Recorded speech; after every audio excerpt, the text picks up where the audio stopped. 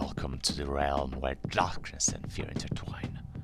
Prepare to delve into the shadows and uncover spine-chilling tales that will haunt your thoughts and awaken your deepest nightmares. This is the channel where the ordinary transforms into the extraordinary, where the unknown comes alive, and where every corner holds secrets that will send shivers down your spine. Get ready to be captivated by tales of the supernatural, the macabre, and the unexplained. Each story will draw you in, leaving you at the edge of your seat, hungry for more. Subscribe now and join us on a journey into the heart of darkness. But be warned, once you step into our world, there's no turning back. This is the home of horror stories that will haunt you long after the lights go out. This is Pumpkin Stories. This story will dive you into a classic psychological thriller through the words of Edgar Allan Poe. This is The Telltale Heart. True, nervous, very dreadfully nervous I had been and am. But why will you say that I am mad? The disease has sharpened my senses, not destroyed, not dulled them. Above all was the sense of hearing acute. I heard all things in the heaven and in the earth. I heard many things in hell. How then am I mad? Hearken, and observe how healthily, how calmly I can tell you the whole story. It is impossible to say how first the idea entered my brain, but once conceived, it haunted me day and night. Object there was none, passion there was none. I loved the old man. He had never wronged me. He had never given me insult. For his gold I had no desire. I think it was his eye. Yes, it was this. He had the eye of a vulture. A pale blue eye with a film over it. Whenever it fell upon me, my blood ran cold. And so by degrees, very gradually, I made up my mind to take the life of the old man, and thus rid myself of the eye forever.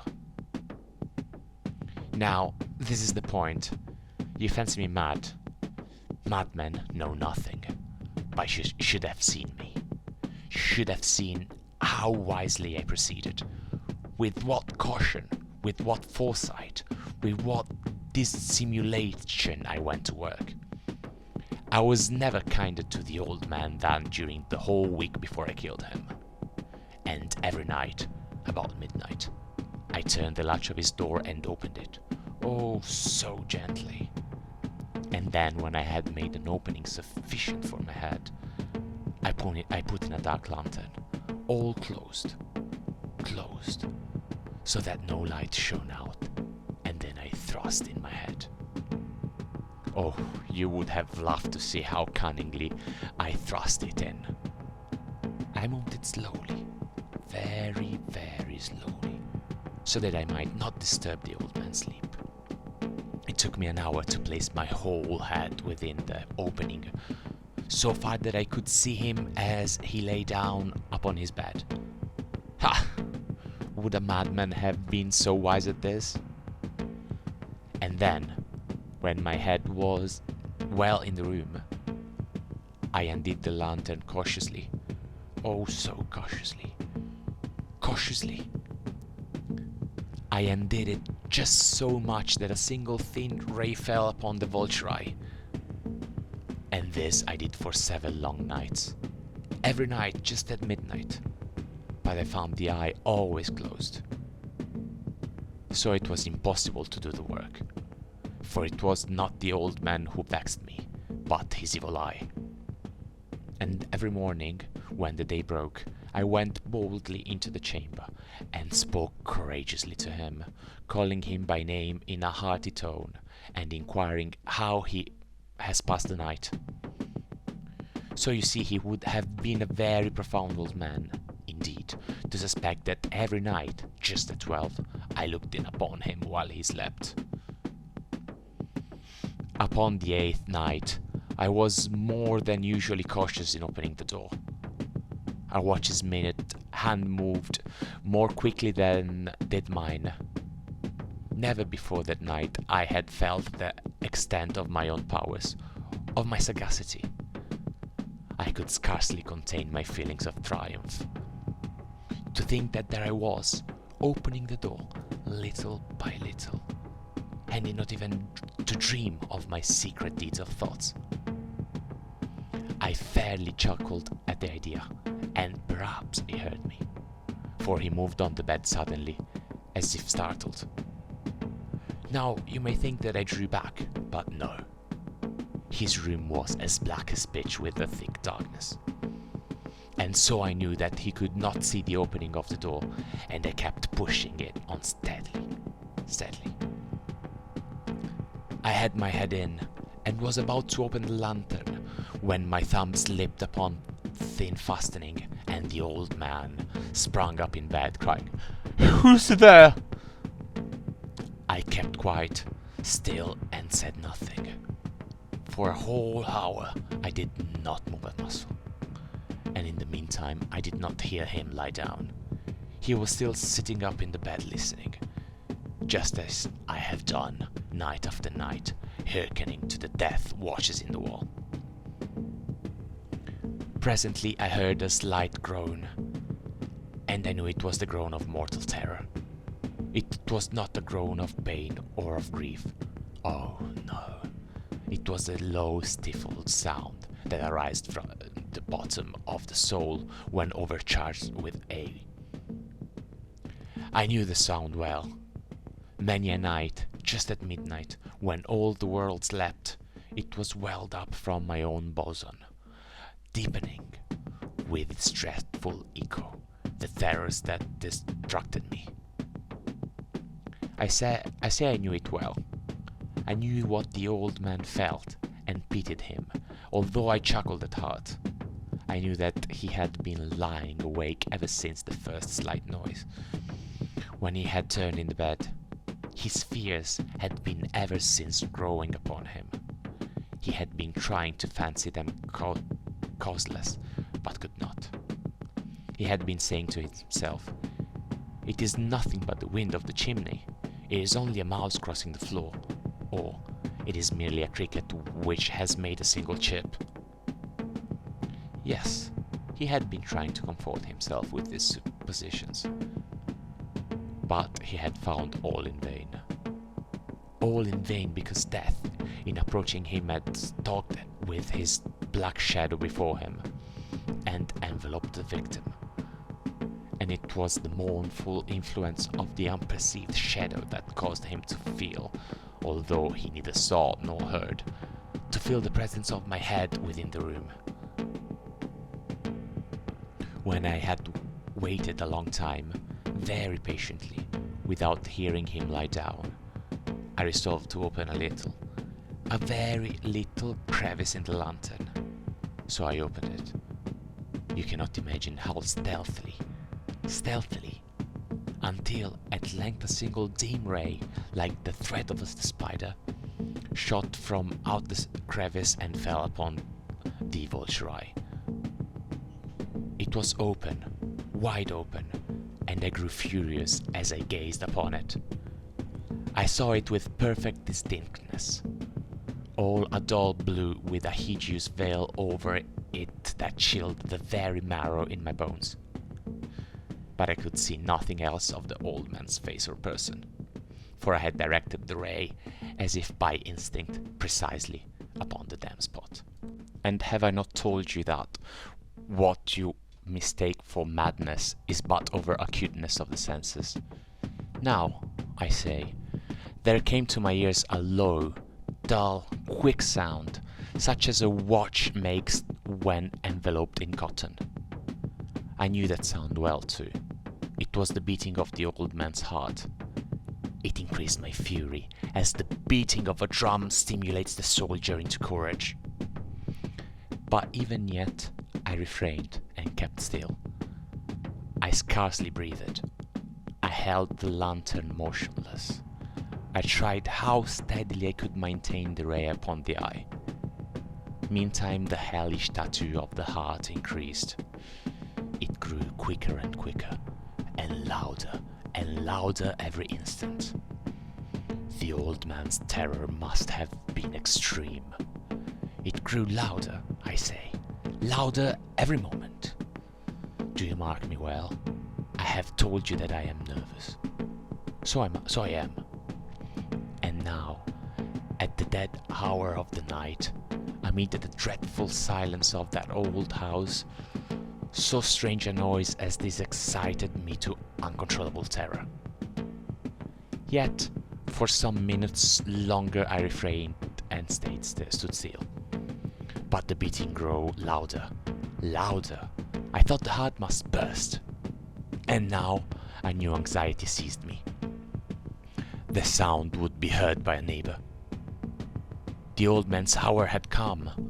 With a loud yell, I threw open the lantern and leaped into the room. He shrieked once only.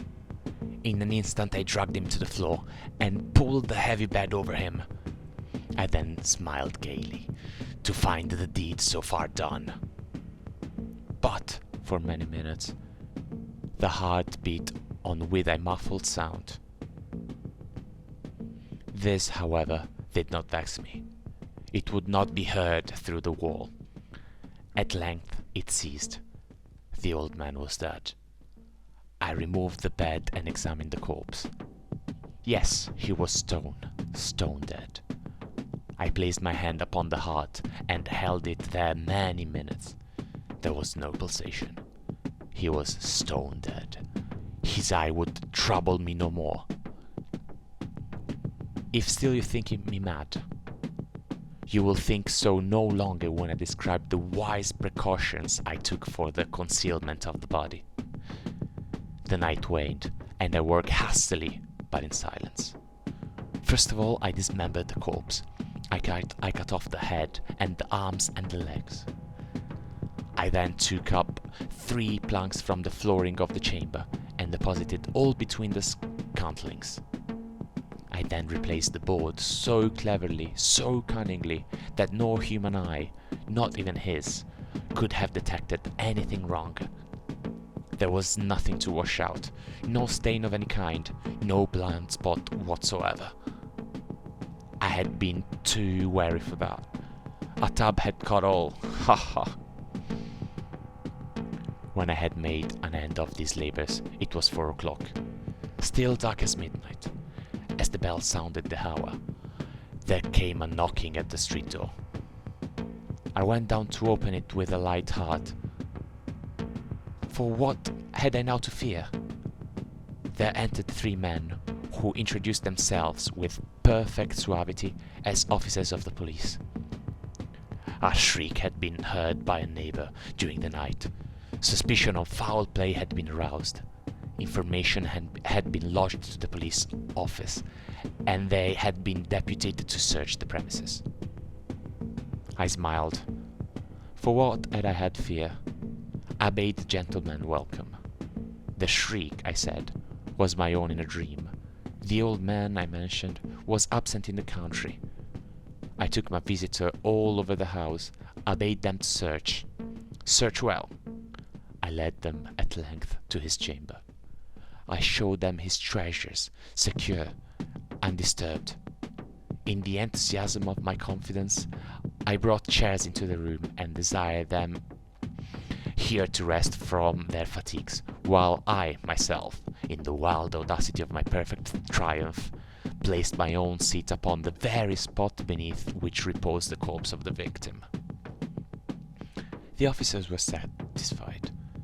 My manner had convinced them. I was singularly at ease. They sat, and while I answered cheerily, they chattered of familiar things. But, ere long, I felt myself getting pale and wished them gone. My head ached, and I fancied a ringing in my ear. But still they sat and still chatted. The ringing became more distinct. It continued and became more distinct. I talked more freely to get rid of the feeling, but it continued and gained definiteness. Until, at length, I found that the noise was not within my ears. No doubt I now grew very pale, but I talked more fluently and with a heightened voice, yet the sound increased. And what could I do? It was a low, dull, quick sound, much such a sound as a watch makes when enveloped in cotton. I gasped for breath, and yet the officers heard it not.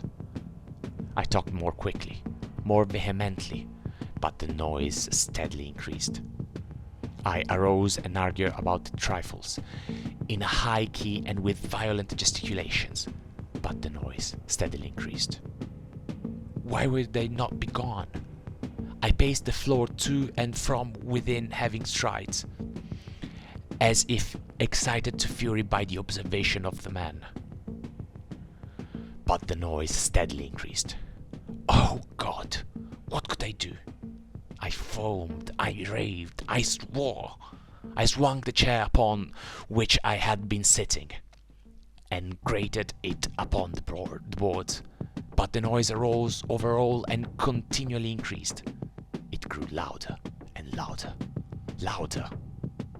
And still the man chattered pleasantly and smiled. Was it possible they heard not? Almighty God! No, they heard. They suspected. They knew. They were making a mockery of my horror. This I thought, and this I think. But anything was better than this agony. Anything was more tolerable than this derision. I could bear those hypocritical smiles no longer. I felt that I must scream or die, and now again. Hark! Louder! Louder! Louder! Villains! I shrieked. Dissemble no more. I admit the deed. Tear up the planks. Here, here. It is the beating of his hideous heart. This was The Telltale Heart. I hope you enjoyed it.